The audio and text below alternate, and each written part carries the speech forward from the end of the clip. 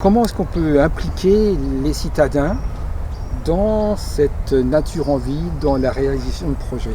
Un des grands enjeux de la transition, c'est la démocratie, c'est-à-dire que cette transition ne nous soit pas imposée, mais qu'elle participe vraiment d'un projet collectif et qu'on en vienne un peu à une forme de codécision sur sur ce futur désirable, sur cette ville de demain.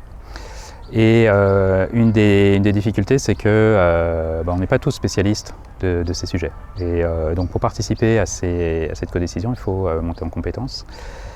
Et un des moyens qui sont offerts, notamment développés ici par le Muséum national d'histoire naturelle, c'est ce qu'on appelle la science participative, c'est-à-dire d'être soi-même un observateur qui aguerrit en quelque sorte, en tout cas qui suit soigneusement les consignes qui sont proposées par la recherche pour documenter cette nature en ville, sa dynamique.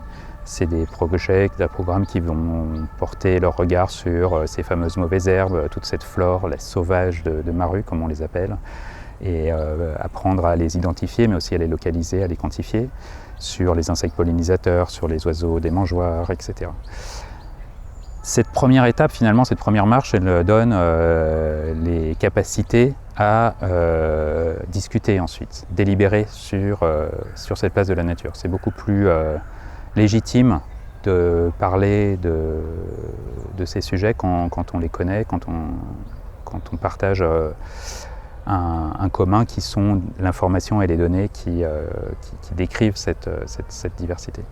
Donc un des enjeux peut-être pour garder cette conduite un peu démocratique de la transition, ça vient de porter des outils aux urbains, aux citoyens, de pouvoir contribuer par des données à ce débat et fort de ces données, d'être en mesure d'y contribuer très directement. Et puis au-delà de ça, c'est une occasion aussi d'expérimenter la nature différemment à travers finalement les yeux du naturaliste qui est capable de qualifier ces mauvaises herbes en ces différents noms, le pissenlit, la bourrache, la gremoine, les potentilles, etc. Et derrière chaque nom, finalement, c'est une forme d'enrichissement.